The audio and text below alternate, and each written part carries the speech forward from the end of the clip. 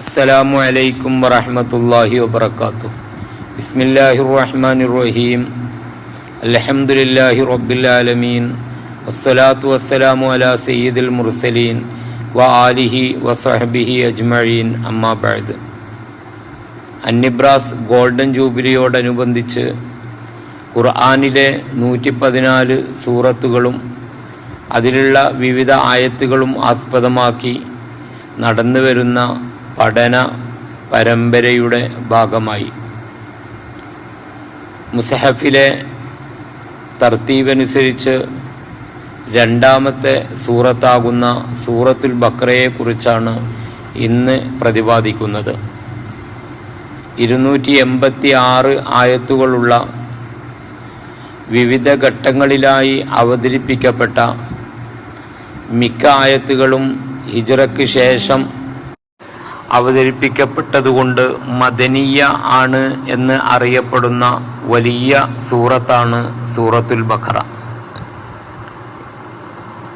ആ പേര് വരാനുണ്ടായ കാരണങ്ങളും അതിൻ്റെ മഹത്വങ്ങളും സ്ഥാനങ്ങളും എമ്പാടും വിശദീകരിക്കേണ്ട വിഷയമാണ്.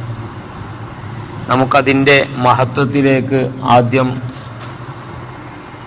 പരിശോധിക്കാം. 1000 നിർദ്ദേശങ്ങളും 1000 വിലക്കുകളും 1000 ചരിത്രങ്ങളും 1000 വാർത്തകളുമടങ്ങിയ വലിയ സൂറത്താണ് അത് എന്ന് പണ്ഡിതന്മാർ അതേക്കുറിച്ച് പറഞ്ഞിട്ടുണ്ട്. ഇമാം മുസ്ലിം റളിയല്ലാഹു അൻഹു ഉദ്ധരിക്കുന്ന ഹദീസ്, മഹാനായ റസൂലുള്ളാഹി സ്വല്ലല്ലാഹു അലൈഹി വസല്ലമ തങ്ങൾ പറയുന്നു, നിങ്ങൾ സൂറത്തുൽ ബഖറ പാരായണം ചെയ്യുക. ഇഖ്റഊ സൂറത്തുൽ ബഖറ, ഇഖ്റഊ സൂറത്തുൽ ബഖറ ഫഇന്ന അഖ്ദഹ ബറകത്തുൻ വതറകഹ ഹസ്റത്തുൻ വലാ യസ്തതിഉഹ അൽ ബത്ല. സൂറത്തുൽ ബഖറ നിങ്ങൾ പാരായണം ചെയ്യണം. അത് പാരായണം ചെയ്യുക എന്ന് പറയുന്നത് പാരായണം ചെയ്യുന്നവനും പാരായണം ചെയ്യപ്പെടുന്ന സ്ഥലത്തും വീടുകളിലൊക്കെയും അത് ബറക്കത്തായി നിറക്കുന്നതാണ്.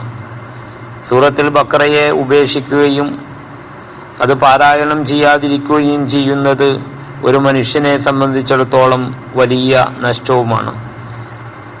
സിഹറുകളും മാരണവുമായി നടക്കുന്ന ഒരാൾക്കും സൂറത്തുൽ ബഖറ പാരായണം ചെയ്യുന്നവരിലേക്ക് ഒന്നും ചെയ്യാൻ സാധ്യമല്ല എന്നും തുടർന്ന് റസൂലുള്ളാഹി സ്വല്ലല്ലാഹു അലൈഹി വസല്ലമ തങ്ങൾ പറഞ്ഞു.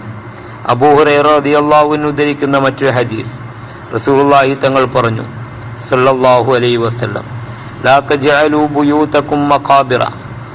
ഖബറുകളെപ്പോലെ നന്മകളൊന്നും നടക്കാത്ത ഒരു വീടുകളായി നിങ്ങളുടെ വീടുകൾ അധപ്പതിക്കാൻ പാടില്ല. സൂറത്തുൽ ബഖറ അവിടെ പാരായണം ചെയ്യണം. സൂറത്തുൽ ബഖറ പാരായണം ചെയ്യുന്ന വീടുകളിൽ ശൈത്വാനിൻ്റെ ശല്യങ്ങളും പ്രയാസങ്ങളും ഉണ്ടാവുകയുമില്ല. റസൂലുള്ളാഹി സ്വല്ലല്ലാഹു അലൈഹി വസല്ലമ തങ്ങൾ പറഞ്ഞതാണ്. മറ്റു ഹദീസിൽ നബി തങ്ങൾ പറയുന്നു, ഒരു വീട്ടിൽ വെച്ച് സൂറത്തുൽ ബഖറ പാരായണം ചെയ്താൽ ആ വീട്ടിൽ നിന്ന് വീട്ടുകാരെ ശല്യപ്പെടുത്തുകയും ദ്രോഹിക്കുകയും ചെയ്യുന്ന ശൈത്വാൻ 3 ദിവസം വിട്ടുനിൽക്കുന്നതാണ്. ഇമാം ദാരിമി അദ്ദേഹത്തിൻ്റെ മുസ്നദിൽ ഇങ്ങനെ ഉദ്ധരിക്കുന്നതായി കാണാം, സൂറത്തുൽ ബഖറയിൽ നിന്ന് 10 ആയത്ത് ഒരാൾ പാരായണം ചെയ്താൽ, ശൈത്വാൻ ഒരു രാത്രിയിൽ പാരായണം ചെയ്താൽ പ്രഭാതം വരെയും ഒരു ശൈത്വാനും അവിടത്തേക്ക് അടുക്കുന്നതേയല്ല. ഏതാണ് ആ 10 ആയത്ത്? അർബഅൻ മിൻ അവ്വലിഹ, ആദ്യത്തിലുള്ള 4 ആയത്ത്, അലിഫ് ലാം മീം തുടങ്ങിയിട്ട് ആദ്യത്തിലുള്ള 4 ആയത്ത്. അതിനുശേഷം വ ആയത്തുൽ കുർസി, 5ാമത് ആയത്തുൽ കുർസി ഓതുക. വ ആയത്തൈനി ബഅദഹ, ആയത്തുൽ കുർസിന് ശേഷമുള്ള 2 ആയത്തും ഓതുക. അപ്പോൾ 7 ആയത്തായി. വസലാസൻ ഖവാതീമഹ, ആ സൂറത്തുൽ ബഖറയുടെ ഏറ്റവും അവസാനത്തിലുള്ള ലില്ലാഹി മാഫിസ് സമാവാതി എന്ന് തുടങ്ങുന്ന ഹദ്ദാദിലൊക്കെ നാം നിത്യമായി ചൊല്ലുന്ന ആ 3 ആയത്തുകൾ അതിനുശേഷം ഓതുക. അഥവാ തുടക്കത്തിൽ 4 ആയത്തും അതിൻ്റെ ഇടയിൽ വെച്ച് 3 ആയത്തും അവസാനത്തിലുള്ള 3 ആയത്തും ഒരാൾ ഒരു രാത്രിയിൽ പാരായണം ചെയ്താൽ പ്രഭാതം വരെയും ആ വീട്ടിലേക്ക് ശൈത്വാനിൻ്റെ അക്രമം ഉണ്ടാകുന്നതല്ല എന്ന് ഇമാം ദാരിമി റളിയല്ലാഹു അൻഹു ഉദ്ധരിക്കുകയാണ്. ഇത്രയും പറഞ്ഞത് സൂറത്തുൽ ബഖറയെക്കുറിച്ചുള്ള മൊത്തത്തിലുള്ള ശ്രേഷ്ഠതയാണ്. എന്നാൽ സൂറത്തുൽ ബഖറയിലുള്ള വ്യത്യസ്തമായ ആയത്തുകളെക്കുറിച്ച് വ്യത്യസ്തമായ മഹത്വങ്ങൾ മഹാനായ റസൂലുള്ളാഹി സല്ലല്ലാഹു അലൈഹി വസല്ലമ തങ്ങൾ പറഞ്ഞിട്ടുണ്ട്.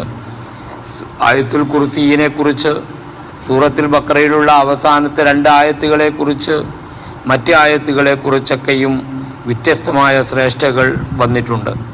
ആയത്തുകൾ മാത്രമായി പ്രതിപാദിക്കുന്ന സ്ഥലത്ത് അത് പറയുന്നത് കൊണ്ട് മൊത്തമായിട്ട് ഇവിടെ അത് പ്രതിപാദിക്കുന്നില്ല. ഇൻഷാ അല്ലാഹ് അത് മറ്റൊരിക്കൽ ആയത്തുകൾ മാത്രം, ആ ആയത്തുകളും അതിൻ്റെ മഹത്വങ്ങളും അവിടെ പ്രത്യേകമായിട്ട് നമുക്ക് പറയുകയും മനസ്സിലാക്കുകയും ചെയ്യാം. അള്ളാഹു തൗഫീക്ക് നൽകട്ടെ. സൂറത്തുൽ ബഖറ നാം മുമ്പ് പറഞ്ഞിട്ടുണ്ട്. അതിലാണ് അള്ളാഹു സുബ്ഹാനഹു വ തആല ഒട്ടുമിക്ക നിയമങ്ങളും അവതരിച്ചത് എന്ന്. നിസ്കാരത്തെക്കുറിച്ച് അതിലുണ്ട്, നോമിനെക്കുറിച്ച്, സക്കാത്തിനെക്കുറിച്ച്, ഹജ്ജിനെക്കുറിച്ച്, പലിശയെക്കുറിച്ച്, കടങ്ങളെക്കുറിച്ച്, കടം കൊടുക്കുന്നതിനെക്കുറിച്ച്, അത് എഴുതി വെക്കേണ്ടതിനെക്കുറിച്ച്, ഇങ്ങനെ തുടങ്ങി പല വിഷയങ്ങളും അതിലുണ്ട്. നരകത്തെക്കുറിച്ച്, സ്വർഗത്തെക്കുറിച്ച്, വിശ്വാസികളെക്കുറിച്ച്, അവിശ്വാസികളെക്കുറിച്ച്, വിശ്വാസത്തിൻ്റെയും അവിശ്വാസികളുടെയും ഇടയിൽ കപടവിശ്വാസികളായി നടക്കുന്നവരെക്കുറിച്ച്, ഇങ്ങനെ പലതും പ്രതിപാദിച്ച വിശാലമായ സൂറത്താണ് സൂറത്തുൽ ബഖറ. ഇനി ഈ സൂറത്തിന് അൽ ബഖറ എന്ന് പേര് വെക്കാൻ നിദാനമായ സംഭവത്തിലേക്ക് നമ്മൾക്ക് പ്രവേശിക്കാം. സൂറത്തുൽ ബഖറയിലെ 67-ാമത്തെ ആയത്ത് മുതൽ 73-ാമത്തെ ആയത്ത് വരെ, അഥവാ 7 ആയത്തുകൾ ഈ സംഭവം നമുക്ക് വിശദീകരിച്ചു തരുന്നുണ്ട്. അതിലൊരു പശുവിനെ കുറിച്ചുള്ള ചരിത്രവും അനുബന്ധമായ ചരിത്രങ്ങളും പ്രതിപാദിക്കുന്നുണ്ട്. അത് കാരണമാണ് ഈ സൂറത്തിന് അൽ ബഖറ അഥവാ സൂറത്തുൽ ബഖറ എന്ന പേര് വന്നത്. അൽ ബഖറ എന്ന് പറഞ്ഞാൽ പശുവാണ്. അല്ലാഹു തആല പശുവിനെയാണ് ഈ സംഭവത്തിന് വേണ്ടി തിരഞ്ഞെടുത്തത്. പശുവിന് ഏറെ കൂടുതൽ പ്രത്യേകതകളുള്ള ഒരു ജീവിയാണ്. അതിൻ്റെ എല്ലാം മനുഷ്യൻ്റെ ഉപകാരത്തിനുള്ളതാണ്. അതിൻ്റെ മാംസവും അതിൻ്റെ എല്ലും അതിൻ്റെ പാലും, എന്തിനേറെ പറയണം അതിൻ്റെ മൂത്രവും കാഷ്ഠകളും, ചാണകവും അതിൻ്റെ മൂത്രവും അത് വളമായിട്ട് ഉപയോഗിക്കുന്നത് ഏറെ പ്രസിദ്ധമാണ്. മനുഷ്യൻ്റെ ഉപകാരത്തിന് വേണ്ടി പൂർണ്ണമായി അല്ലാഹു തആല സൃഷ്ടിക്കപ്പെട്ട ചില ജീവികളുണ്ട്. ആ ജീവികളിൽപ്പെട്ടതാണ് പശു എന്ന് പറയുന്നത്. എത്രത്തോളം അതിൻ്റെ ചാണകവും മൂത്രവും നജസല്ല എന്ന് പറഞ്ഞ പണ്ഡിതന്മാർ പോലും ഉണ്ട്. കാരണം മാംസം തിന്നപ്പെടുന്ന ജീവിയുടെ കാഷ്ടവും മൂത്രവും നജസല്ല എന്ന് പറഞ്ഞവർ പോലുമുണ്ട് എന്ന് പറയുമ്പോൾ അതിൻ്റെ പ്രാധാന്യം നമുക്ക് മനസ്സിലാക്കാവുന്നതാണ്. അപ്പോൾ പശുവിനെയാണ് അല്ലാഹു തആല ഈ സംഭവത്തിന് വേണ്ടി തിരഞ്ഞെടുത്തത്. എന്തായിരുന്നു സംഭവം? ചുരുക്കി നമുക്ക് വിശദീകരിക്കാം. അല്ലാഹു സുബ്ഹാനഹു വ തആല വിശുദ്ധ ഖുർആനിൽ പറയുകയാണ്, മൂസാ നബി അലൈഹിസ്സലാമിൻ്റെ സംഭവം. വൈദ് ഖാല മൂസാ ലിഖൗമിഹി ഇന്നല്ലാഹ യഅ്മുറുകും അൻ തസ്ബഹു ബഖറ. മൂസാ നബി അലൈഹിസ്സലാം അവിടുത്തെ സമുദായത്തോട് പറഞ്ഞു, അല്ലാഹു തആല നിങ്ങളോട് കൽപ്പിക്കുന്നു, നിങ്ങൾ ഒരു പശുവിനെ അറുക്കണമെന്ന്. കാലു, ഒരു സംഭവം പോയി പറഞ്ഞപ്പോൾ ഒരു പശുവിനെ അറുക്കാൻ അല്ലാഹു നിങ്ങളോട് കൽപ്പിക്കുന്നു എന്ന് പറഞ്ഞത് അനുയായികൾക്ക് അത്ര ദഹിച്ചില്ല. അവർ പറഞ്ഞു, അതത്തഖിദുനാ ഹുദുവ, നിങ്ങൾ ഞങ്ങളെ പരിഹസിക്കുകയാണോ? പരിഹസിക്കുക എന്നത് മനുഷ്യ പ്രവർത്തനങ്ങളിൽപ്പെട്ടതാണെങ്കിൽ പോലും അമ്പിയാക്കളെ കുറിച്ച് അത് ഒരു ദുഷിച്ച സ്വഭാവമായിട്ടാണ് പരിഗണിക്കപ്പെടുന്നത്. അതുകൊണ്ട് തന്നെ ഒരു നബിയിൽ നിന്നും ഒരിക്കലും പരിഹസിക്കുക എന്ന തെറ്റ് സംഭവിക്കുന്നതേയല്ല. ഒരു തെറ്റും അമ്പിയാക്കളിൽ നിന്ന് സംഭവിക്കുകയില്ല. പ്രത്യേകിച്ചും കളവ് പറയുക, അത് കളവ് പറഞ്ഞ് പരിഹസിക്കുക, ഇത്തരം സംഭവങ്ങൾ ഒരു നബിയിൽ നിന്നും ഒരിക്കലും ഉണ്ടാകുന്നതല്ല. അതുകൊണ്ട് തന്നെ മൂസാ നബി അലൈഹിസ്സലാം തങ്ങളോട് ഞങ്ങളെ പരിഹസിക്കുകയാണോ എന്ന് ചോദിച്ചപ്പോൾ മൂസാ നബി അലൈഹി ഇസ്ലാം പറഞ്ഞ മറുപടി കാല അഊദു ബില്ലാഹ് അൻ അകൂന മിനൽ ജാഹിലീൻ, വിവരമില്ലാത്തവരിൽ പെട്ടുപോകുന്നതിനെ കുറിച്ച് ഞാൻ അള്ളാഹുവിനോട് കാവൽ ചോദിക്കുന്നു എന്നാണ്. അഥവാ പരിഹസിക്കുക എന്നത് വിവരമില്ലാത്തവരിൽ നിന്ന് സംഭവിക്കുന്ന കാര്യമാണ്. അത്തരം കാര്യം ഒരു നബിയിൽ നിന്നും സംഭവിക്കുകയില്ല. സംഭവിക്കുന്നതിനെ തൊട്ട് അള്ളാഹുവിനോട് ഞാൻ കാവലിനെ ചോദിക്കുന്നു എന്നാണ്. അപ്പോൾ അനുയായികളായ ശിഷ്യന്മാർക്ക് കാര്യങ്ങൾ കൃത്യമായി മനസ്സിലായി. അഥവാ അള്ളാഹുവിൻ്റെ രഹസ്യങ്ങൾ നിറഞ്ഞ കൽപ്പനകളിൽപ്പെട്ട ഒരു കൽപ്പനയാണിത്. ഇതിൽ എന്തെങ്കിലും ഒരു രഹസ്യമുണ്ടാകും. ഒരു പശുവിനെ അറുക്കലിലൂടെ നമ്മൾക്കിടയിലുണ്ടായ പ്രശ്നങ്ങൾക്ക് പരിഹാരമുണ്ടാകുമെന്നത് അള്ളാഹുവിൻ്റെ കൽപ്പനയായിരിക്കാം. യഥാർത്ഥത്തിൽ ഒരു നബിയിൽ നിന്നും ഒരു നിർദ്ദേശമുണ്ടായാൽ, ഒരു കൽപ്പനയുണ്ടായാൽ, ആ കൽപ്പന ഇടത്തോട്ടും വലത്തോട്ടും നോക്കാതെ സ്വീകരിക്കണമെന്ന് നമ്മൾ പറയാറുണ്ടല്ലോ. എന്നതുപോലെ അതങ്ങനെ തന്നെ സ്വീകരിക്കുകയാണ് വേണ്ടത്. അതിനെ ചോദ്യം ചെയ്യാൻ പാടില്ല.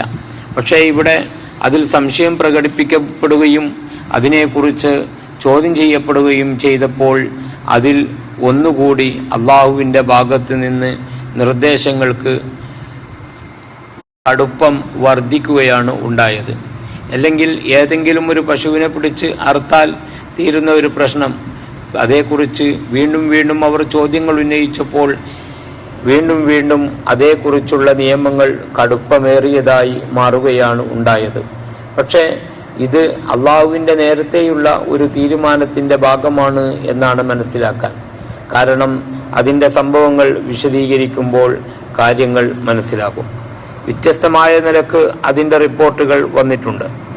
ചുരുക്കി പറയാം, സച്ചരിതരിൽപ്പെട്ട ഒരു മനുഷ്യൻ, അദ്ദേഹം അള്ളാഹുവിൻ്റെ അടുത്ത് വളരെ സുഹൃതങ്ങൾ ചെയ്യുന്നവരും ഉത്തമനായ വ്യക്തിത്വവുമായിരുന്നു. അദ്ദേഹവും അദ്ദേഹത്തിൻ്റെ ഭാര്യയും, അവർക്ക് ഒരു ചെറിയ കുഞ്ഞ് ജനിച്ചു.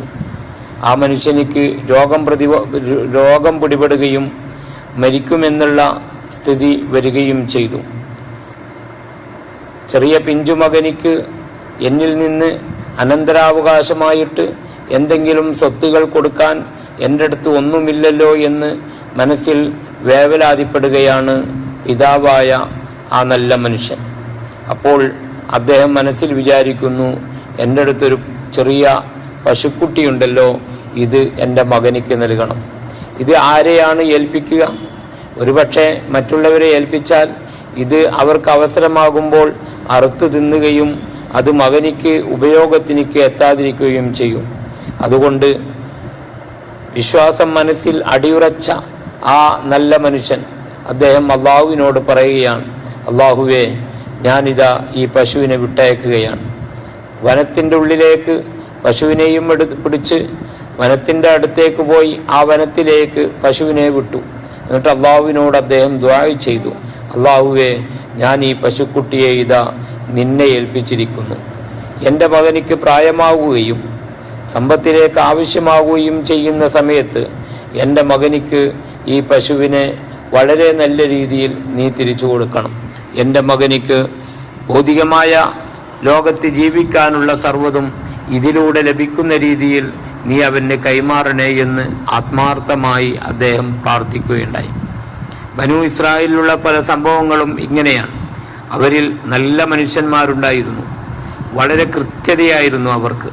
അവർ അള്ളാഹുവിൽ അടിയുറച്ച് വിശ്വസിക്കുകയും എന്ത് കാര്യവും അള്ളാഹുവിനോട് നേരിട്ട് ചോദിച്ച് നേരിട്ട് കൈവരിക്കുന്ന രീതിയിൽ അത്യുന്നത പദവികളിൽ എത്തിയവരുമായിരുന്നു അവർ.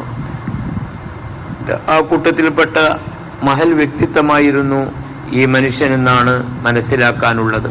ചരിത്രം ഇൻഷാ അല്ലാഹ് അടുത്ത വോയിസിൽ ബാക്കിയുള്ള ഭാഗം നമുക്ക് പ്രതിപാദിക്കാം.